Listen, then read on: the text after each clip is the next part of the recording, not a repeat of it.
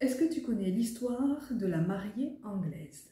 Aujourd'hui, je vais te raconter l'histoire de Clara, une jeune bourgeoise anglaise qui vient d'épouser un riche marchand anglais lui aussi. Alors tout va bien pour eux, hein. Ils sont jeunes, ils sont beaux, ils vivent bien, ils ont un bon niveau de vie, tout va bien pour eux, ils se marient et donc ils prévoient de partir en voyage de noces.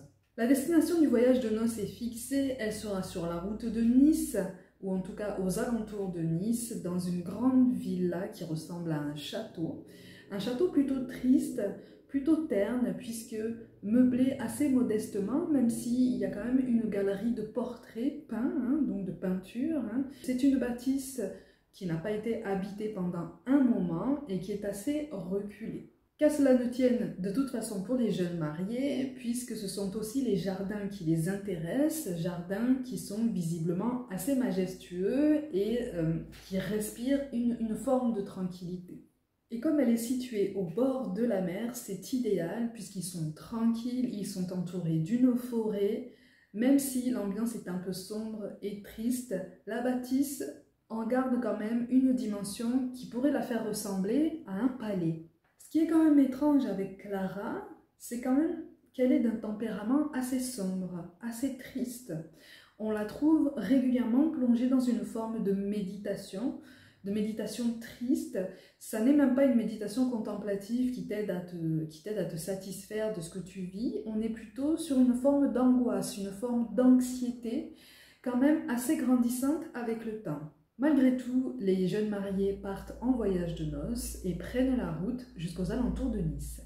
Sur le trajet, Clara est à nouveau plongée dans une forme d'anxiété, un épisode anxieux, un épisode d'angoisse. On pourrait appeler ça aujourd'hui une crise de panique, hein. Mais son mari est prévenant, vous savez, c'est la magie des premières heures, des premiers jours, des premières semaines du mariage, donc il est prévenant, il est aux petits soins, et cette perturbation ne dure visiblement pas longtemps pendant le trajet. Ce qui est quand même intriguant, c'est qu'elle-même ne sait absolument pas pourquoi elle se trouve dans cet état de façon très épisodique. Elle n'a pas peur de rencontrer de mauvaises personnes sur la route, elle n'est pas anxieuse par rapport à sa vie de jeune mariée, elle-même ne sait vraiment pas poser de mots sur ce qui se passe en elle. Malgré tout, il s'avère que pendant les 3 nuits qui ont précédé son mariage avec ce gentil garçon, elle a été perturbée dans son sommeil par la présence d'un visage, ce qui signifie que pendant les 3 nuits qui ont précédé son mariage, un visage lui est apparu pendant la nuit, l'empêchant de dormir et la plongeant dans une forme de terreur qu'elle ne peut pas maîtriser encore pour l'instant. Quand elle accepte de décrire l'image qu'elle a reçue ces 3 nuits précédant son mariage, elle décrit le visage d'un homme habillé en noir, tout en noir, avec un chapeau noir, les cheveux bruns, une moustache grise, un air assez mystérieux et à la fois assez autoritaire. Donc c'est un visage aux traits très fins qui ne dit absolument rien. Et donc depuis ces 3 nuits, effectivement, elle est perturbée. Donc elle traverse des périodes d'agitation personnelle qu'elle ne parvient pas pour l'instant à gérer toute seule. Elle a besoin qu'on la seconde, elle a besoin qu'on la soutienne et qu'on l'aide à sortir de ces épisodes très agités pour elle, ou en tout cas de plus en plus agités. C'est une vision qui la perturbe tellement qu'elle en vient à confier à son mari, à avoir peur de reconnaître ce visage dans la galerie de portraits qui se trouve dans le palais qu'ils sont en train d'atteindre pour leur voyage de noces. Qu'à cela ne tienne, de toute façon, ils arrivent à destination par un soir d'orage. C'est ce qui rajoute de toute façon à l'atmosphère assez sombre, assez sinistre de ce palais qui, je te le rappelle, n'a pas été habité pendant des années. Selon ses ressentis, elle ira même jusqu'à dire que le palais sentait la terre humide comme les tombeaux. Pour rassurer Clara, son petit personnel s'engage à s'introduire dans le palais en premier pour vérifier que tout se passe bien, qu'il n'y a rien d'étrange, qu'il n'y a rien de bizarre ou d'alarmant. Bien sûr, ils ont vérifié si dans la galerie de portraits, il se trouvait le visage dont elle avait visiblement parlé. À son grand soulagement, il n'y est pas et donc elle peut entrer, elle peut venir se détendre et en tout cas commencer à prendre ses repères pour passer un voyage de noces quand même de qualité. Donc il n'y avait pas la moindre trace de ce monsieur ténébreux au visage assez fermé qui fixait Clara pendant son sommeil sans rien dire pendant les heures qui ont précédé son mariage. Clara s'habitue donc très vite à la vie dans ce palais, elle profite de son voyage de noces, elle profite de sa vie de jeune mariée et tout va bien dans le meilleur des mondes, en tout cas pour l'instant. Son mari, en visite en ville, a visiblement fait la connaissance d'un homme qui s'appelle Seigneur Delombra. Fort d'avoir fait la connaissance de ce monsieur, il l'invite dans son palais à dîner le soir même. L'heure du dîner arrive, le seigneur Delombra passe le pas de la porte, il est accueilli chaleureusement par le mari de Clara. Clara est introduite à ce monsieur et à la vue de cet homme, elle s'évanouit. Quand on observe un petit peu l'allure de ce monsieur, il est tout à fait compréhensible que Clara ait pu se décomposer en le voyant. C'est un homme grand, mince, habillé tout de noir, avec un chapeau noir, les cheveux bruns et une moustache grise.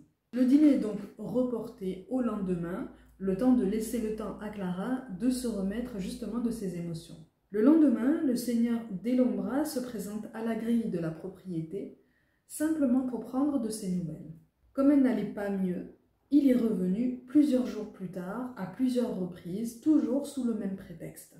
Pendant ce temps, Clara se dispute avec son mari, ou en tout cas se fait réprimander, puisque lui ne croit absolument pas à ces crises d'angoisse, il ne les prend pas au sérieux, en tout cas il les prend beaucoup plus à la légère que ce qu'elle ressent au fond d'elle.